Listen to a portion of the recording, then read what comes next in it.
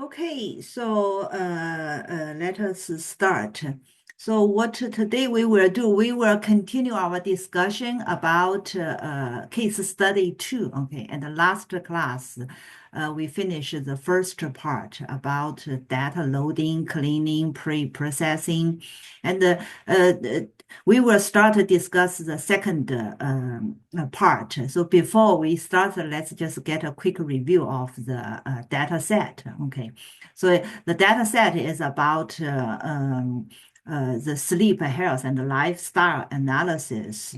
And I remember there are 13 columns. Okay, and so the data set itself is not a large one, over 300 entries and 13 columns, so 13 features.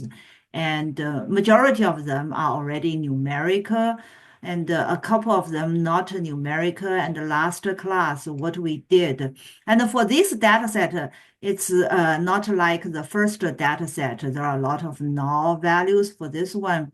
There is no null values. Yeah. But there are null values over here. Yeah. But what we found out is basically it's there is no display sleep disorder. Then they put it as null. Okay. So basically there is no null value. Now value, but there are quite a number of duplicate values. So we drop off the duplicate values, and for the null values, we just fill it with no disorder. And we also did select 2 columns. Those are string type, and we convert them to, so they are categorical type, and we convert them to a numeric so that later on we can do analysis and modeling. Okay. So after we did all of the cleaning work and the pre-processing, so the data set looks pretty much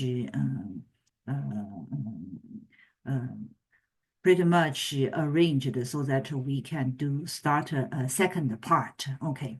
And if you recall, last class, we also discussed for, generally speaking, for data analysis, there are 3 stages. 3 stages. So first stage is cleaning, loading. So loading first, loading data, and then cleaning and pre-processing. Second stage is to do data explorer today. So we can call it EDA. Okay, explore data analysis. And the third stage is modeling. Okay, so we will do the second stage, okay, exploratory. So for this data set, we start with correlation analysis, okay. And because over here we have 13 columns, okay. So we are trying to find if there are some correlations among those columns, okay. And because there are a number of columns, if you recall previously in chapter 5, do plotting, scatter plotting can reflect the relationship between 2 variables. Okay. And because here we have quite a number, we have a dozen, etc. And we wanted to see their correlation. So a nice way to do it is using heat map. You create a correlation heat map. Okay. And in the heat map, then the value in the cell, in the heat map, basically it's going to represent the correlation coefficients. And there's a function that can directly calculate the correlation coefficient for us. Then we can just do the heat map, correlation heat map plotting, okay? And for the correlation coefficients, if it is a positive correlation coefficient, then what it means a positive linear relationship, okay, between the two variables. And the positive linear relationship means that if one variable increases, then the other variable also is going to increase, okay? And if it is negative correlation coefficient, then it indicates a negative linear relationship. And what it means is as one increase, then the other is going to decrease. So this is the general idea about the correlation heat map, okay? And the coefficients in the heat map, in the correlation heat map, what it means, okay? So over here, we are going to, because some of the columns, they are not numeric. If they are not numeric, we cannot calculate the correlation matrix. So we are going to drop that, okay? So ID, gender, and occupation. And in pandas, the data frame itself, that there is a function called correlation. So you can just directly call this and it will generate the correlation matrix for us. Okay. Once we have this correlation matrix, and if you recall, CBAR, yeah, is one of the plotting packages that we discussed. Then in CBAR, we can just, it has the heat map, pretty straightforward, okay, and easy to use. So you can just directly call the heat map and it will do the heat map plotting for us. But you need to feed in the correlation matrix that's calculated with the correlation functions, okay, and you can also set up the annotation, the color map, and the line width, okay, so some other plotting features that you need. And so let's see what it looks like, okay. So this is that correlation, the correlation heat map. Okay, so in this heat map, so here we have the color bar, okay, color bar or color index.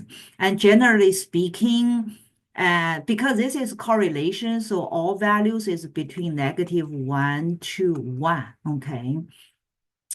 And the value, if the correlation coefficients, if the value is greater, then the color is darker. So dark color represents a larger value, okay?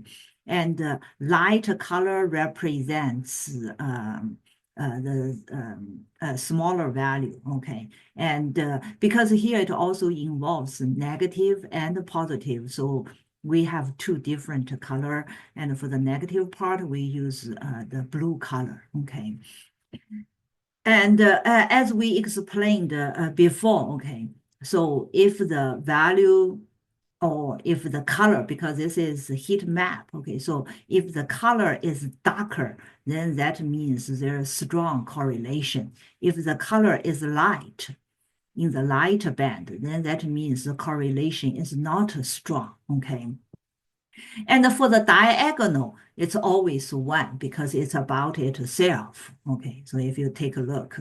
So basically, for this map, you can see the X direction, it's all the features. And the Y direction, it's also all of the features. Okay, and the diagonal is about itself. Okay. And if we examine this map, and on this map, it has color, it also has the decimal number. Okay, so the decimal number, so all of those decimal number are the correlation, correlation coefficients. Okay. and it's between -1 to 1, okay?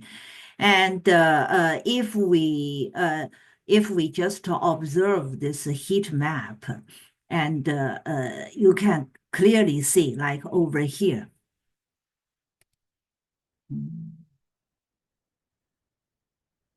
Like over here, you can clearly see this value is quite large. It's 0.97, almost to 1, and it's also a positive number, okay? Its color is very dark. And then if you go ahead to find the respective feature, then it's systolic, and over here is diastolic. So this is about the blood pressure, the high part of the indicator and the lower part. So yeah, it's clearly show these two are very correlated, okay, strongly correlated. Yeah, so that's true.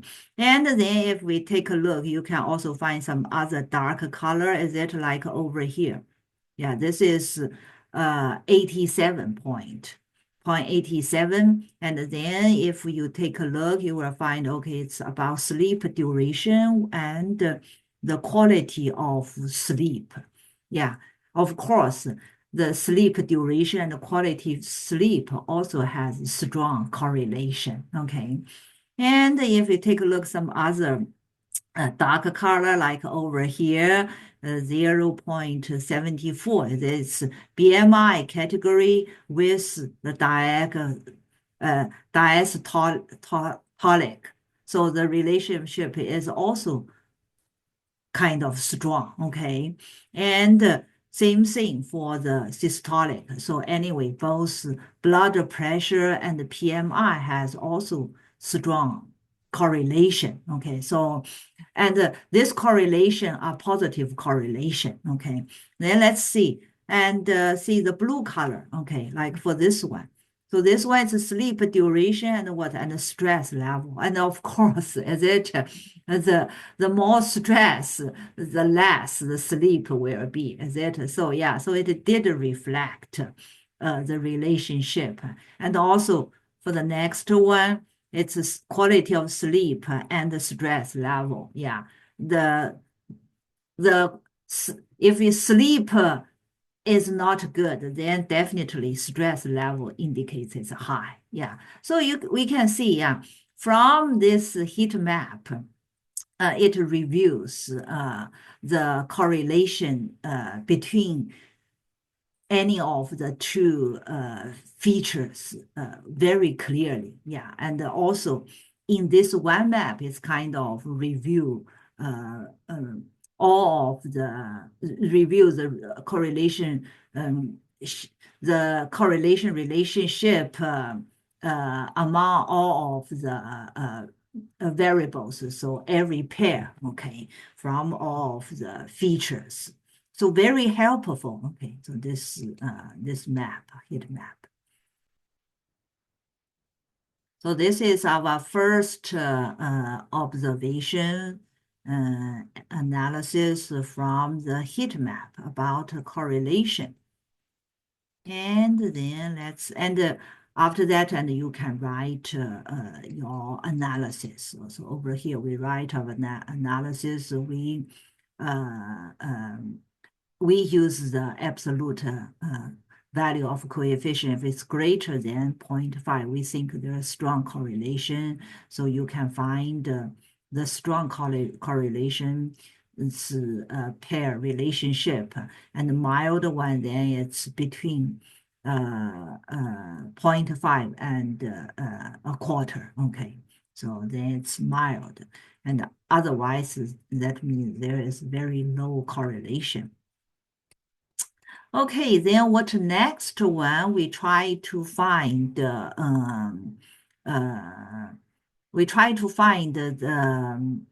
some so over here we discuss stress and sleep health, etc. So, but from our original data, we find there are different age group, gender group, and occupation group, etc. So we try to find how the distribution among this different group looks like. Okay. So for age, because the original data only gave us the specific age, okay? And if we wanted to analyze age group, then what we can do here is we cut the age into four group, 20s, 50s, 40s, and 50s, okay? So to do that, then for the age, you can do the Q card previously we discussed, okay? And after that, then we add a new column. So this is a new column. So for this new column, then it will have the respective age group, okay, based on the age, okay. So after we have the age group, then what we want to do is we want to find out for different age group. So what their sleep quality, duration, stress level, everything that we want to find out that information. So over here we pick, so you can do group by after you have the age group. It's categorical. That with categorical normally it's easy to do group by. And if you recall, the group by is for aggregation. Okay, aggregation. And normally after the group by, you need to do some aggregation. So over here, we do the mean, okay, find the average value for each group. And after this, we have the distribution for each group and their respective, like sleep duration, quality, physical activity, stress level, etc., and the average value for different age group. And after this, then we can do some plotting, etc. And if you recall previously in chapter 5 is discussing about visualization. So for plotting, bar plotting is suitable for comparison among different categories. So that's why over here we choose bar plotting, okay? And we also use CBOS, and because that's it's easy, okay, so that we don't need to do a lot of the plotting's configuration. So over here, you just provide, okay, what is the X and what is the Y, okay. So the Y is, okay, we pick quality of sleep, and the X is the age by age using its index, okay. And after that, let's see what the bar plotting reveals.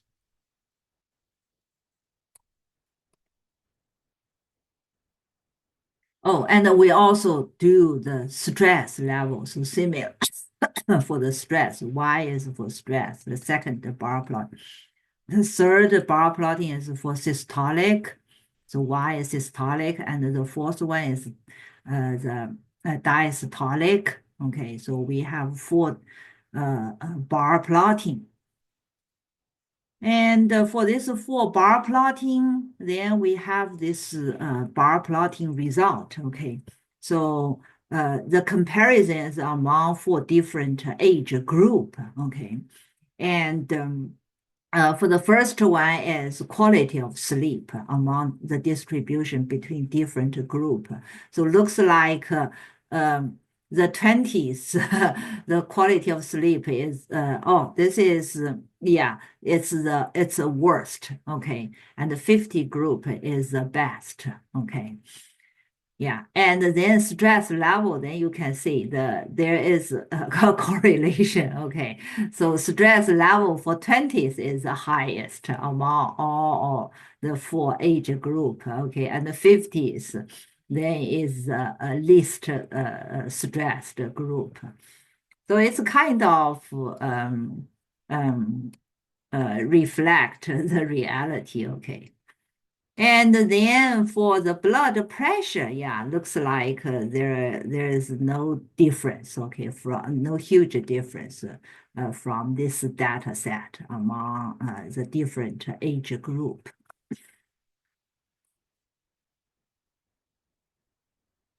Okay, and after we observe, then you can write your analysis result, okay. And what next we want to compare is how the quality of sleep, the stress, blood pressure, okay, related with gender, okay. So then in this case, what we are going to do, we do the group by gender, okay, and then find the mean value. So here we just have two groups to do the comparison. So same thing, we are going to choose the bar plotting. So we do the bar plotting. Okay, so this time is for two different gender. So the Y value is going to be the same as the previous one. We are going to analyze quality of sleep, stress, and the blood pressure. Okay, and then we can take a look at the result. And from the result, looks like the quality of sleep from this data set, okay, provided result is, looks like female is a little bit better than male, okay. Then that's because of the quality of sleep also correlated with stress. So we know then definitely the stress then going to be female is not as stressed as male, okay. And for blood pressure, looks like the difference between the two gender is not that high, okay. So for the gender difference, for the quality of sleep, stress, and the blood pressure, and we can see from the bar plotting. What next we are going to analyze is for different occupation, okay. So we do the group by occupation, and then same thing, we use the mean value to measure, okay. And if you take a look, the occupation, there are not like the age and the gender, okay. So there are more category, okay. Lawyer, manager, nurse, sales representative, engineer, you know, there are different, okay. So there are a number of occupation. And after this, then same thing, because we are going to do the comparison among different category. So we still do the bar plotting, okay? And for this time, for the bar plotting, the result, then from the result, we can see that so quality of sleep looks like the best is engineer and the worst is sales representative, okay? And generally speaking, like engineer, lawyer, accountant, kind of they belong to the category of high quality of sleep, okay. And the sales representative, it looks like is the worst, okay. And the salesperson, scientist, and software engineer, yeah, they are kind of at the lower range of the quality of sleep. And then let's see. So the next is stress level. So stress level, and if the quality is high, then the stress is going to be low. If the quality of sleep is low, then the stress is high. So we can expect as a sales representative, the stress level is the highest, and the engineer looks like the quality of sleep is the best, so the stress level is the lowest. Yeah. And then also the blood pressure. Okay, for the blood pressure, yeah, blood pressure has also kind of correlated with the stress level. As it normally a highly stressed job will also kind of tend to cause a high blood pressure. So yeah, you can see, yeah, looks like a sales representative also the highest category. Okay. And the same thing. So for the diastatic part of blood pressure, okay, the distribution. Okay, so that's about the comparison among different occupation. Okay, yeah. So generally, we analyzed uh, the sleep quality, stress, blood pressure, the distribution. Okay, among different age group. Gender and occupation. So it reviews some of the patterns.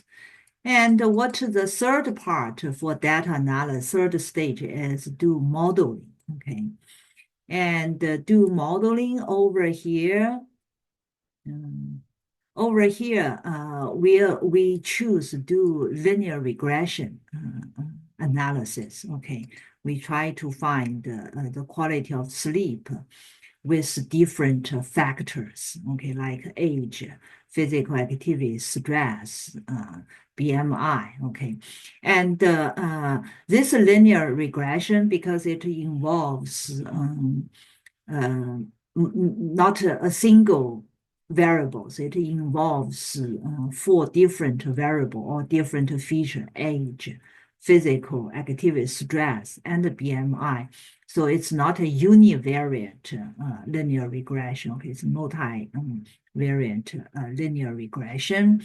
And for the linear regression analysis over here, we first use machine learning, the scikit-learn libraries linear regression model. Okay, previously in chapter 7 we discussed. Okay, and the performance measure metrics.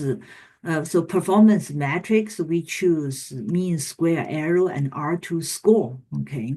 And generally speaking, R2 score, if it is high, close to 1, that means the model is a good fit, okay? And mean square error, generally you want it lower, okay? The lower the better, okay? And so over here, then you choose the columns. That's going to be the features, okay? And the quality of sleep. So that specific column serve as a target variables. And for machine learning, the very first step before you start do training is you also need to split the original data into training and testing, okay? And here we set testing percentage of data, it's 20%. And then you create the model, you train the model, you call fit, okay? And then you do predict, okay, with the model. And be careful, when you train, you use training data. For testing, for prediction, you use testing data. And when we measure performance, we also, those performance metric, we use testing data to do measuring, okay?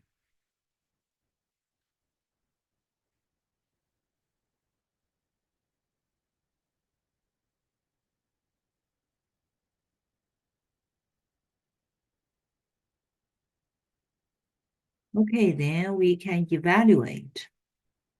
Yeah, because you see, we have the predicted. Okay, that's using testing the features or independent variables. Okay, and so we need to know the difference between the real one. So this is a real one, and this is the models estimated. So this is estimated, and this is the real values, okay? So you provide this and it will find the matrix. So same thing for the R2 score, okay? And later on, because it's a linear regression, we also want to plot the linear regression line. So we also try to get the coefficients for each of the features, okay?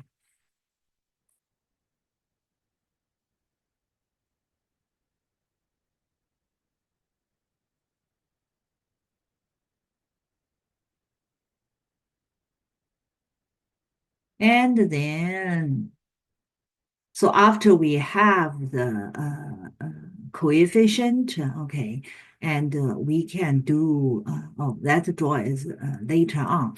And over here, we first do scattered, the scatter drawing, okay, using the testing and the actual data, okay.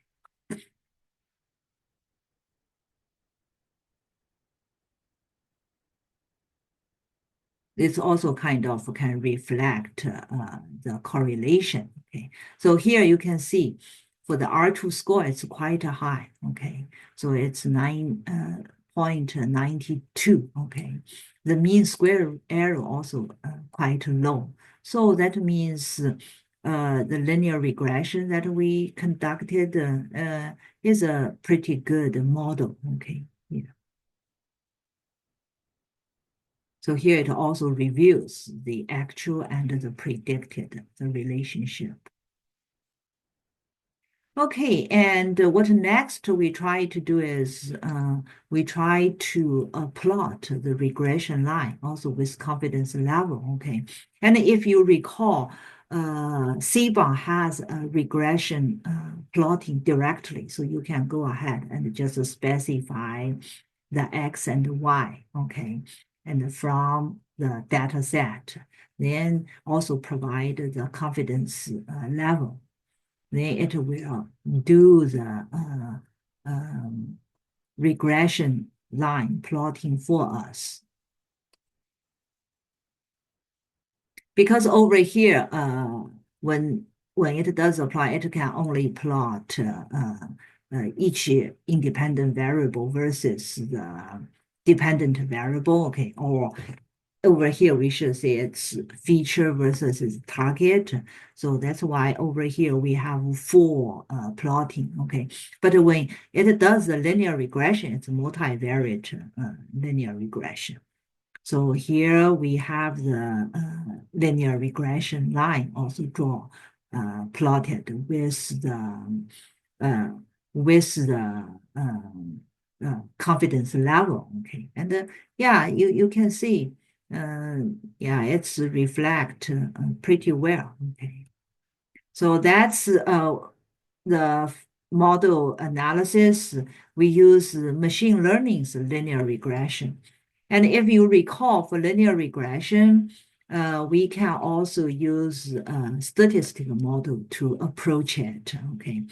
So for statistics, then there is no training testing difference, okay? So here you just add all of the sample data, okay?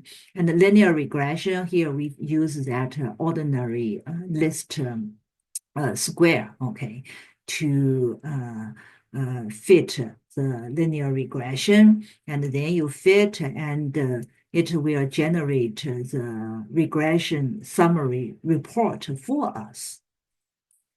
And then we can take a look of the linear regression result, okay. So for the linear regression result, we can see the R square and adjusted R square. And using statistical model, normal adjusted R square reflects more accurately about the model, okay? If it's close to 1, that means it's good. So over here, you can see it's also a good model, okay, for this linear regression using statistic one. And for the p-value, you see it's quite low, okay. And furthermore, for each of the coefficient, So over here, it also provides the coefficient. Okay. And you can see for the physical activity, the value is quite small, is it? So it doesn't play a lot of role, okay, in the linear regression. And it also provides the p-value. So this indicates that all of the coefficient provided here also good fit, okay. And based on this linear, this statistic model's result, then we can also uh, we can also do the prediction. Okay, so you can also predict it, and you can add this predicted to the as a new column for the cleaned data set. Okay, and after that, we can also do the regression plotting using Seaborn's regplot function, okay? And similar as the other one, okay? So we are going to plot the relation, find the relationship, age, physical activity, stress, and BMI with the quality of sleep, okay? How the what the relationship is. Yeah, so over here they give us the statistical models, linear regression line also, okay. Yeah, so we can see it reflects also pretty well, okay. Yeah, so that's all about this second case study, okay. So we finish all of the discussion, okay, about the data analysis. And the data analysis, there are a lot of more topics, okay. Especially with modeling, that's a very large area, okay. So we get some introductory taste of the modeling, okay, and some level of data analytics. So this course is more focused about exploratory, so the second stage, okay, stage 2, so exploratory data analysis using pandas and data pre-processing, data cleaning, and data type conversion, and then data wrangling, data aggregation, and the visualization. Okay, so that's the major focus for data analytics part. Okay, for modeling, mostly it's part of either machine learning or statistics learning's job. Okay, but